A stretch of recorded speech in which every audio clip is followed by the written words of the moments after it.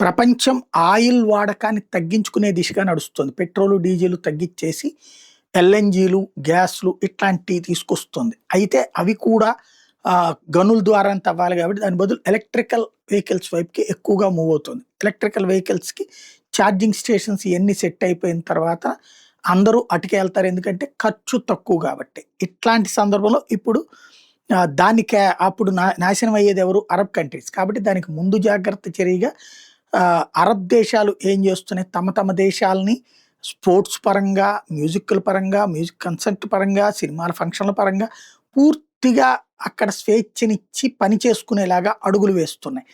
తద్వారా దాంతో పాటు టాక్స్ ఎగ్జంప్షన్స్ ఉన్నాయి. అక్కడ టాక్సే లేనటువంటి పరిస్థితి.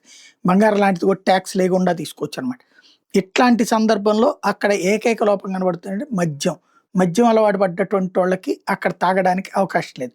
ఇప్పుడు సౌదీ అరేబియా తాజాగా ఆల్కహాల్ యాక్సెస్ అందరికీ కూడా ఏర్పాటు చేస్తుంది. నాన్ ముస్లిం రెసిడెంట్స్ ఎవరైతే ఉంటారో వాళ్ళ రెసిడెన్సీ పర్మిట్ చేస్తే, వాళ్ళ బిల్డింగ్ ఏదైనా అపార్ట్మెంట్ వాళ్ళు పర్మిట్ చేస్తే అక్కడ ఆల్కహాల్ తాగొచ్చు, తప్పేమీ లేదు అన్నటువంటి పాయింట్‌ని మెన్షన్ చేసుకొచ్చారు.